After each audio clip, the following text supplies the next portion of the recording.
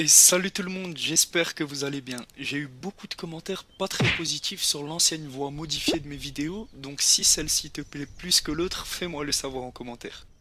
Bon, dans ce top, on parle de la mort, donc évidemment c'est pas très drôle, mais je pense quand même que ça va t'intéresser. Quand la mort arrive, elle frappe à l'improviste et personne n'y échappe.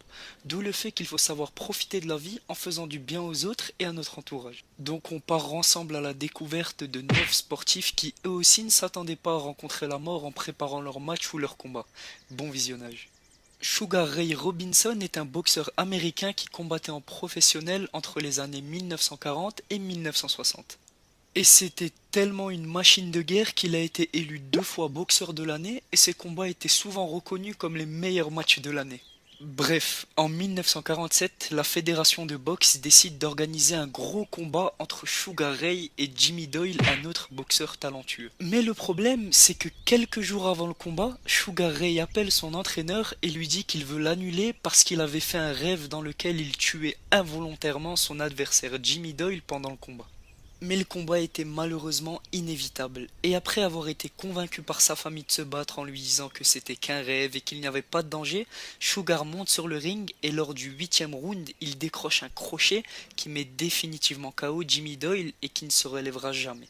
Et après ce KO, Jimmy Doyle meurt le 25 juin 47, quelques jours après le combat, à l'hôpital.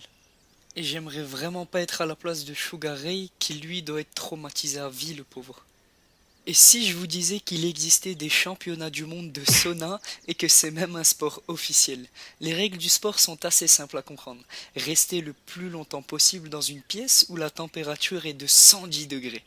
Et en 2010, en finale du championnat du monde, sur les 130 participants venus de 15 pays différents, on trouvait les deux derniers candidats. Un Finlandais, Timo Kokkonen, et un Russe, Vladimir Ladijensky. Les deux étaient chauds bouillants au sens propre et au sens figuré, et aucun des deux hommes ne voulait abandonner. Et après 6 minutes dans le four, les agents de sécurité sont entrés dans la cabine pour les évacuer de force. Pourquoi? Car les deux étaient en train de suffoquer et avaient des graves brûlures sur tout leur corps. L'Irlandais est transporté à l'hôpital en urgence et le candidat russe, Vladimir, meurt quelques minutes plus tard. Je sais qu'en général être un bon sportif c'est repousser ses limites, mais de là à être transformé en merguez vivante, ça vaut vraiment pas la peine. Et personnellement, je pense qu'il faudrait interdire ce sport vu que j'en vois vraiment pas l'utilité. Mais bon, après, chacun ses passions.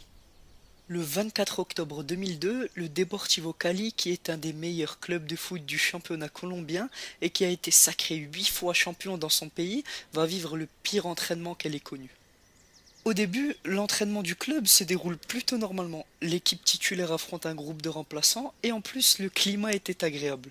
Bon après en Colombie, le temps il change très vite et donc tout à coup un fort tonnerre s'abat sur le stade et les joueurs se jettent au sol immobiles et apeurés. Et quelques secondes plus tard, tous se lèvent et courent vers les vestiaires pour se protéger, sauf deux. Hernan Gaviria et Giovanni Cordoba, les deux restent allongés sur le sol car ils ont été frappés par la foudre. Le premier, Hernan Gaviria, l'attaquant de 32 ans international colombien qui a disputé la Coupe du Monde 1994, meurt sur le coup et le deuxième, Cordoba, est hospitalisé à cause de graves brûlures mais succombe 3 jours plus tard. Et depuis ce jour, au centre d'entraînement du Deportivo, une alarme se déclenche chaque fois que l'orage approche. Et on affirmerait même que maintenant, même 2 nuages suffiraient pour effrayer tout un club. Allez, qui ne connaît pas Rey Mysterio? Avouez, on était tous fans de lui quand on était petit. Bon, récemment, il a quitté la WWE et il a signé dans un championnat au Mexique.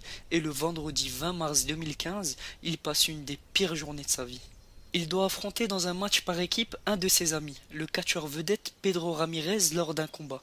Mais après que Rey Mysterio lui mette un coup de pied dans la nuque, Pedro s'effondre sur le ring, inconscient, les bras sur les cordes, et pendant 2 minutes l'arbitre l'a laissé agoniser alors que son adversaire continuait de le frapper. Bon, on pourrait facilement trouver des excuses à Rey Mysterio et l'arbitre. Peut-être qu'ils ont cru que l'homme faisait semblant vu que 90% du catch c'est de la comédie. Une enquête a quand même été lancée pour savoir pourquoi les médecins ne sont pas intervenus plus tôt ou encore pourquoi l'arbitre n'a pas directement arrêté le combat. Après, ce qui est fait est fait, on peut pas revenir en arrière. Et finalement, je comprends mieux maintenant la pub qui nous saoulait toutes les 10 minutes quand on regardait le catch et qui disait ne faites pas ça chez vous. Cette fois-ci, même si je sais que ça va gueuler en commentaire, le prochain c'est pas un sportif mais un arbitre. Dick Wertheim avait 61 ans quand on lui demande d'arbitrer la demi-finale junior de l'US Open de tennis. Et donc dans cette demi-finale, le Suédois Stefan Edberg affronte l'Américain Patrick McHenry. Et d'un coup, Edberg balance un gros service missile mais qui dévie sa trajectoire et percute l'arbitre en pleine tête. Le pauvre tombe directement de sa chaise, la tête sur le sol en béton, et il est amené à l'hôpital encore en vie, mais meurt quelques heures plus tard. Et vu la hauteur de la chaise des arbitres au tennis, on comprend le choc. Et c'est donc à 17 ans que le Suédois tue involontairement un arbitre, et le truc étonnant, c'est qu'Edberg remporte quand même la compétition malgré ce qu'il a fait. Des fois, quand je regarde le foot, la célébration de but, elle me fait plus rêver que le but en lui-même. Bon, après, c'est pas toujours le cas si vous voyez ce que je veux dire. Le mardi 14 octobre 2014, le Bethlehem FC affronte le Champ de Mary FC, une rencontre du championnat indien de foot.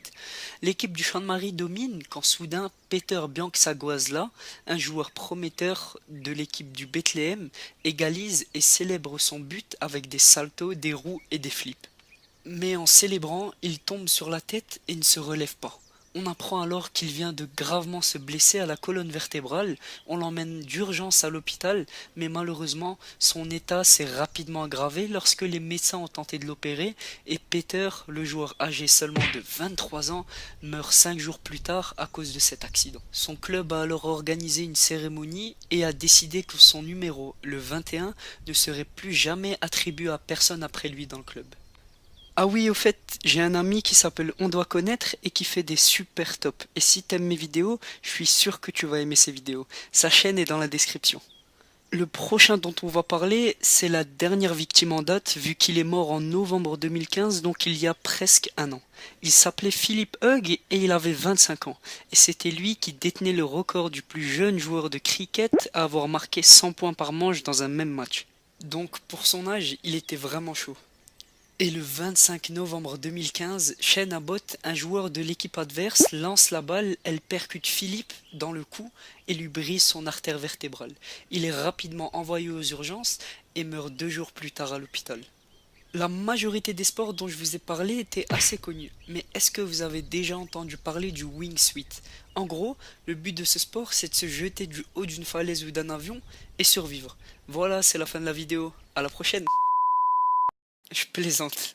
Évidemment, le sportif est équipé d'un parachute, d'une combinaison qui lui fait ressembler à un oiseau, d'un casque et de plein d'autres équipements de sécurité.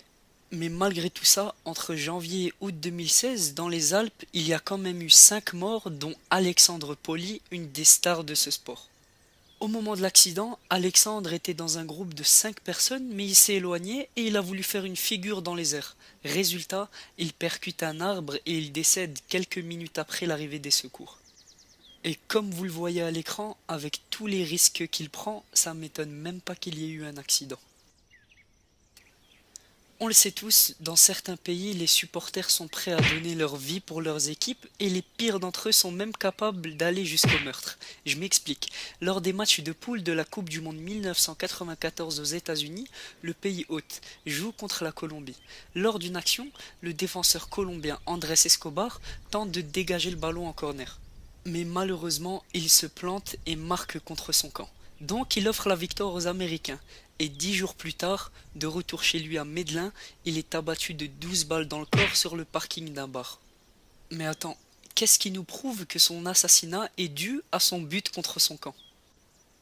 D'après sa petite amie, le meurtrier a crié Goal après chaque balle de fusil qu'il tirait. On vit vraiment dans un monde de fous. C'est déjà la fin de la vidéo les amis. Si elle t'a plu, n'hésite pas à t'abonner et me laisser un petit commentaire de soutien, ça me fera plaisir. Et n'hésite pas aussi à me suivre sur les réseaux sociaux. À la prochaine!